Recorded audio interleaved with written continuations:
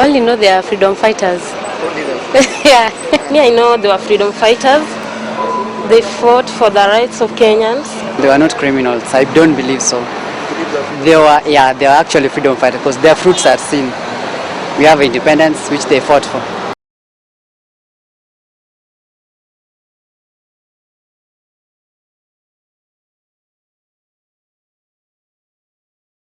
The fight against the colonial government made the Mau Mau fighters revive African traditions like the oaths of unity.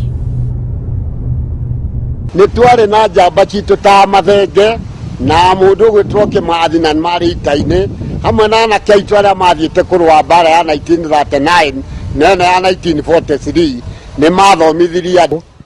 With no money or weapons, armed only with the knowledge of their land, the Mau Mau fighters waged a guerrilla war against the colonial government.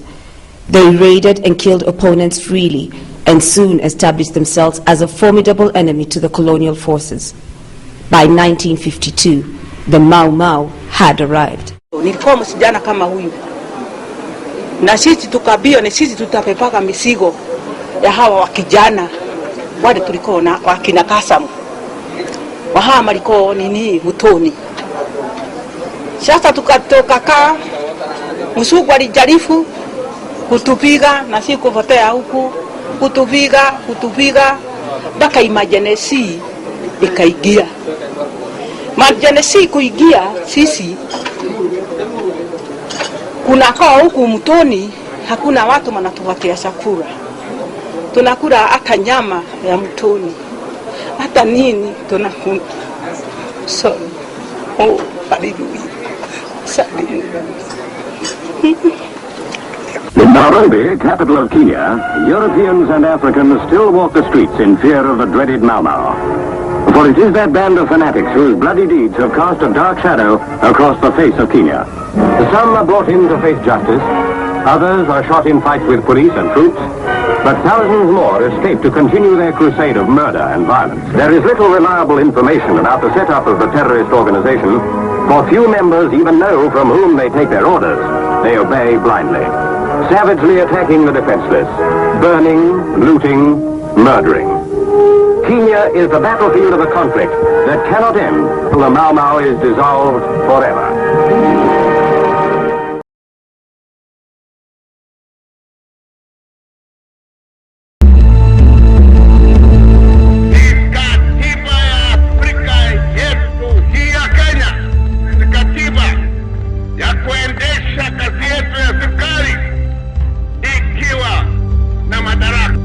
On the 1st of June 1963, Mzee Jomo Kenyatta became the first Prime Minister of self-governing Kenya. Kenyatta was the first president of independent Kenya. Na mashamba yetu harambe!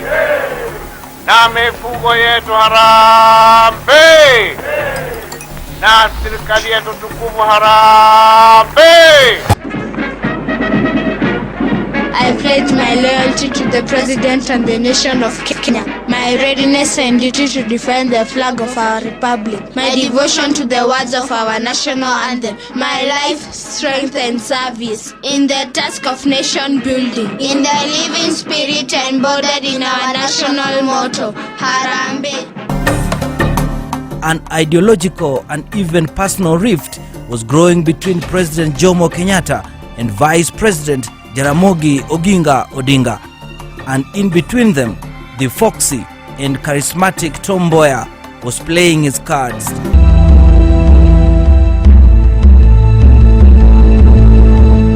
Kenya's President Jomo Kenyatta died on the 22nd of August 1978 at Mombasa State House. I never saw Mzee dying. You know, there's some people who are, you think they are. I contemplated his death.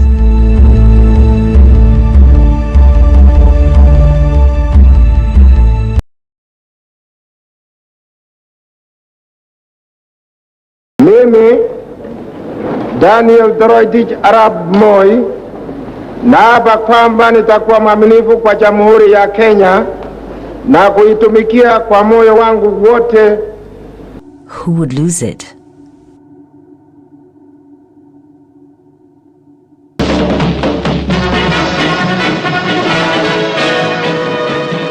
Today, His Excellency President Daniel Arap Moi went to church.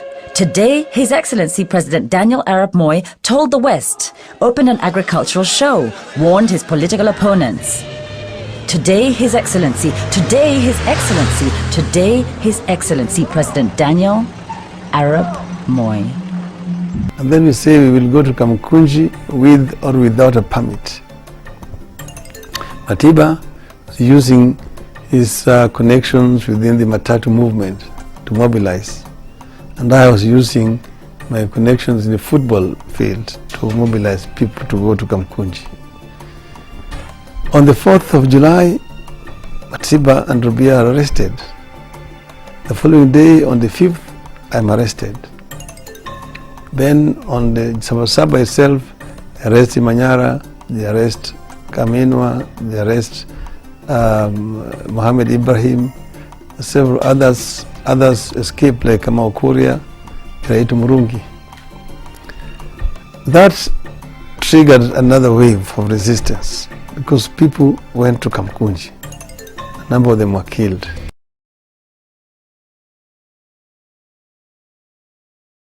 The symbolic victory over KANU in the Uhuru Park construction saga reignited the fire among the intimidated pro-reform agitators who discovered in the episode that KANU was not exactly invincible.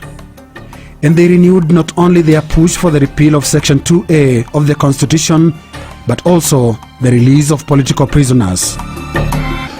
Sisi tuseme kwamba tupungue, tuondoe ile section ya katiba ya Kenya ya 2A. I think he knew that his time was up. I think he knew that there is no way he could continue to swim against the tide.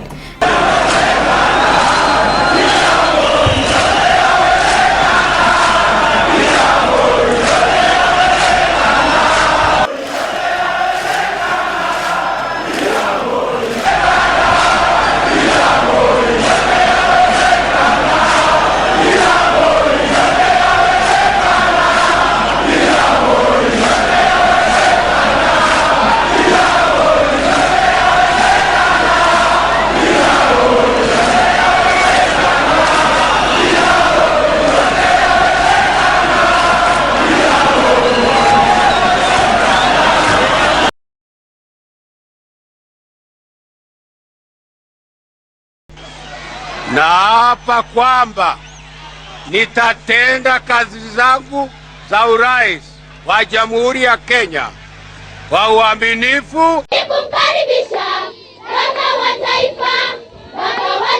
January 2003, the Kibaki government's dream of free primary education for all Kenyans was finally actualized.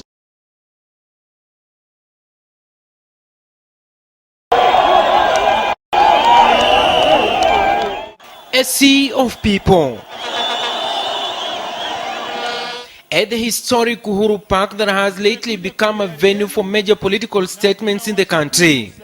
The last time a crowd of this magnitude was witnessed here was in 2002 when President Kibaki was taking over the instruments of power.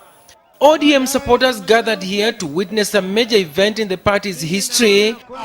ODM! ODM! Na makabila yote ya Kenya watashirikishwa katika serikali yetu ya ODM. After a marathon campaign tour of the coast, President Kibaki was back in the city, seeking to make one lasting impression. Yaani, tunayo shilingi bilioni 3 na ambao itasaidia akina mama wainue hali ya maisha yao na mambo ambayo wanataka. Hapo tunasema vijana tuwasaidie aina hiyo. Honorable Moi Kibaki, 4,584,721. 4,584,721. Mr. Kukubo Nixon, 5,927. Honorable Kenneth Matiba, 8,046. Honorable Kalonzo,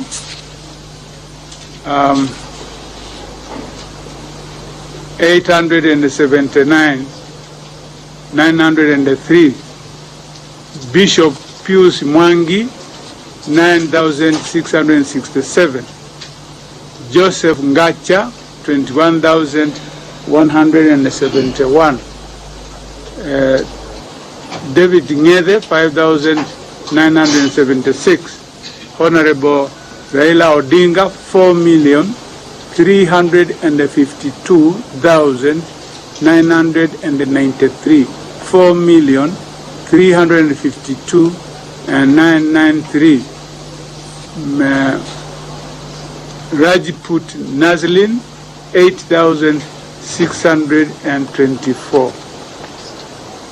This means Honorable Moi Kibaki is the winner. The Commission therefore declares Honorable Moi Kibaki as the President of Kenya.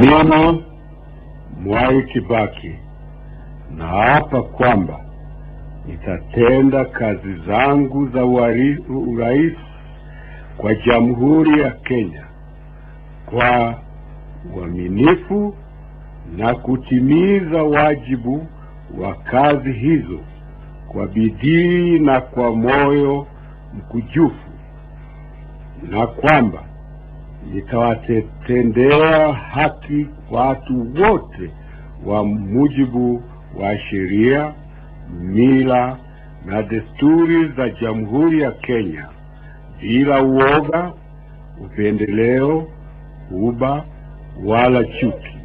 Ewe Mwenyezi Mungu unisaidie.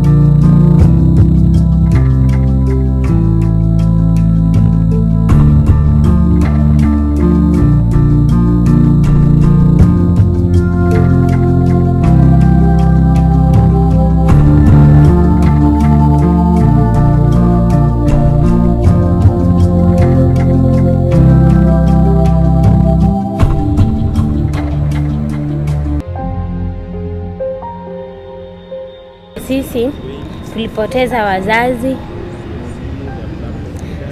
Najua hapo hivyo, kwa hizo harakati tulikuwa tunaishi karibu na barabara, lakini hizi maneno na roadblock zikakuja, wakaja nyumbani, na mimi kusikia hivyo nikatoroka Wazazi wangu nikawaacha hadi hapo sasa ndo sikujua vile ilivyoenda.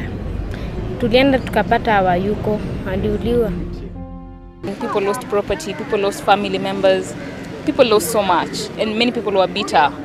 But the moment we got to show them the photos and had counseling sessions with them, people began to open up. And the moment you open up, the moment you speak out about something that's within, something that's hurting you, you begin to heal. So some people, the healing process, I would say, has actually begun. Kenyans, why did you do this to yourselves? That's why we have camps.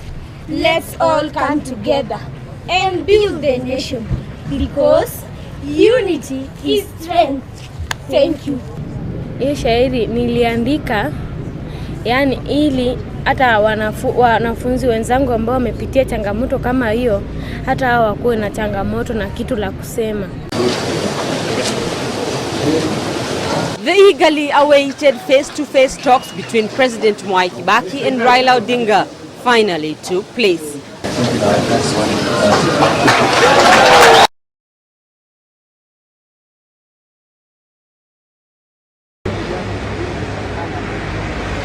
The Nairobi-Thika Highway has been described as one of the finest pieces of infrastructure this side of the Sahara. Contractors responsible for the project are putting final touches ahead of its official commissioning this Friday by President Mwai Kibaki. When you take your first step into the newly constructed railway station, you'll be mistaken to think that you're somewhere in Europe. Kenya's first train station in over 8 decades is an architectural masterpiece that captures the aspirations of a country with the goal of turning itself into a middle-income country.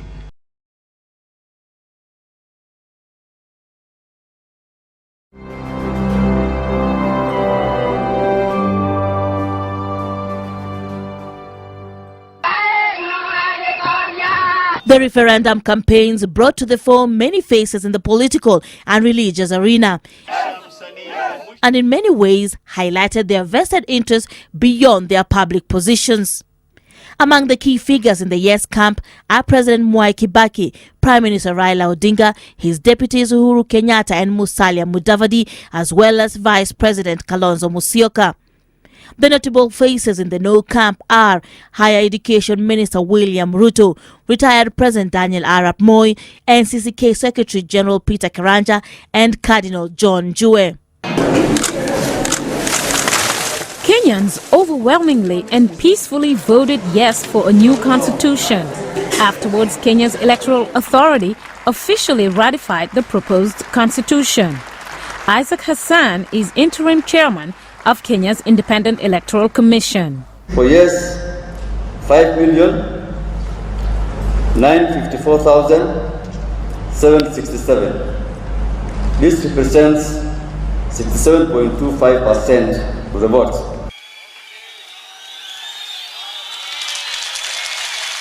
In his promulgation speech, President Kibaki paid glowing tribute to gallant Kenyans who fought for major reforms in the country and Kenyans who voted for the new constitution. This new constitution is an embodiment of our best hopes, aspirations, ideals, and values.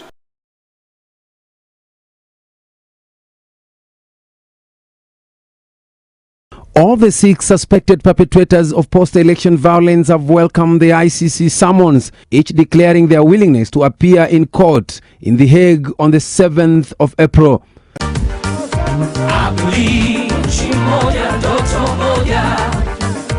Deputy Prime Minister Uhuru Kenyatta, partyless for about 2 months after ditching the Cockerel Party KANU, ultimately unveiled his new political vehicle in his quest to succeed President Mwai Kibaki at State House. The National Alliance presents the I Believe Experience. The National Alliance, TNA, whose symbol is a dove and the slogan is I Believe. Kenyatta dubbed the party's launch the I Believe Experience. Tutaanza mpango ya vijana kupata pesa. Grant, not loans. Grant, not loans. Yani hiyo pesa ambaye hawarudishi. To the sounds of claps from the audience, the 7 men and 1 woman who have declared their interest in the country's top job for the next 5 years took the stage, ready to make history in the country's first ever live televised presidential debate. And beyond the walls of the Brook House School, the audiences were all set to be part of this history, following closely what would be a 3-hour marathon that would offer a glimpse into the candidates' worth, and not just in their words, but in what they had to offer as well.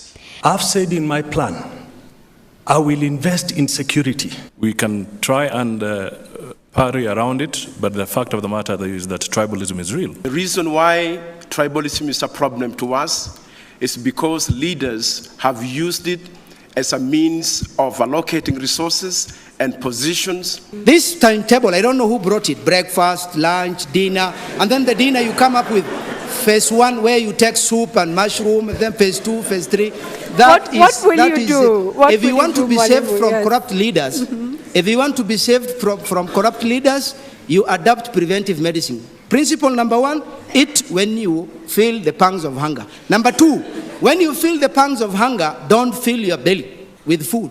You eat every githeri and then there is no space for water. You need to give a third water, a third food, and then a third breathing space.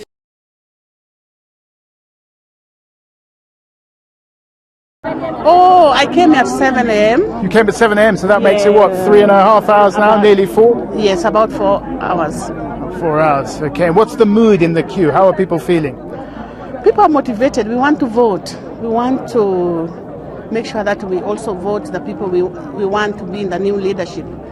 This is a very calm election. I see everybody is willing to support one another. We are voting in peace so we can see how the vote will have to come. We are waiting up to evening so we can see how it will be. We not hope for the last 5 years. We hope for the best. Hope for the best? Yeah.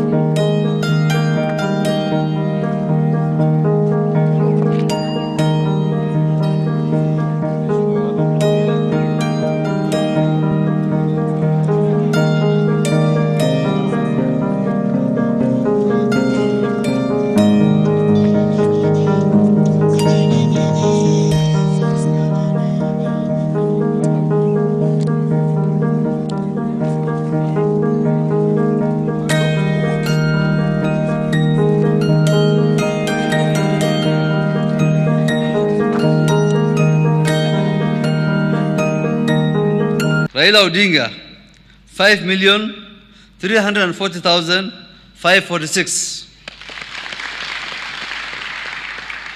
Uhuru Kenyatta, 6,173,433.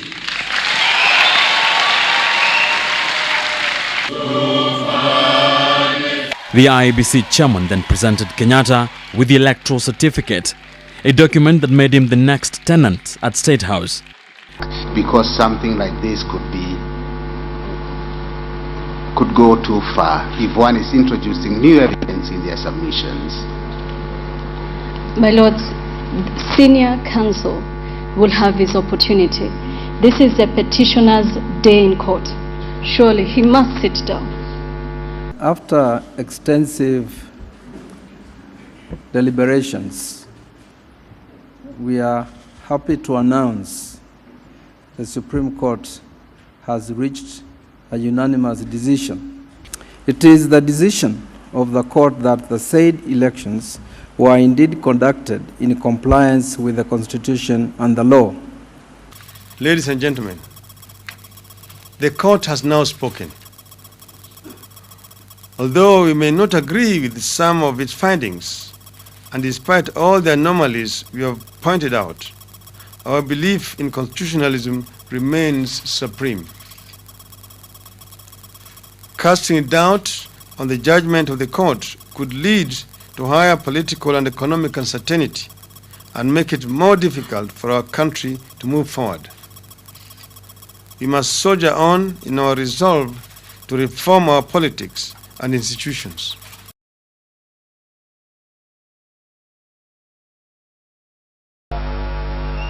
I, Uhuru Kenyatta,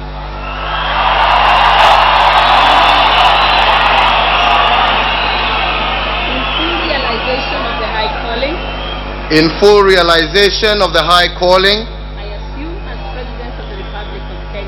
I assume as President of the Republic of Kenya,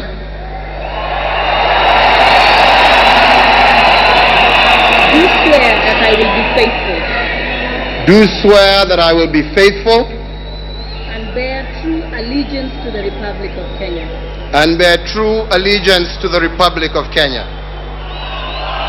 A rare opportunity presented itself as well for Kibaki's aide-de-camp, who, after the handing over of the sword, making Kenyatta the commander-in-chief, ya Kenya,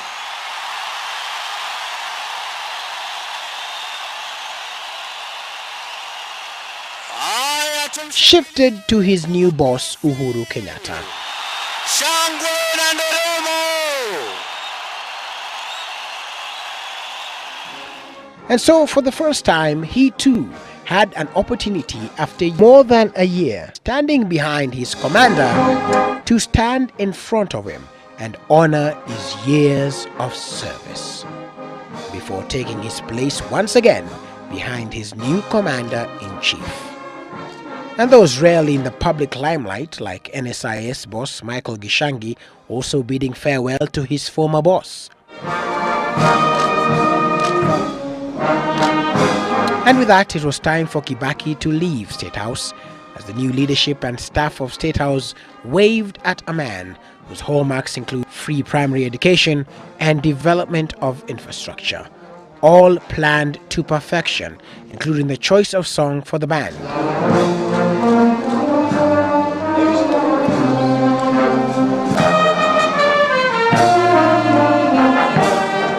Translated, asking God to guide and be with the former president, as Kibaki drove off with a car with private number plates as opposed to the stretch limo he left in earlier that morning, bringing to a close a day that had been filled with emotion. Asanteni wananchi.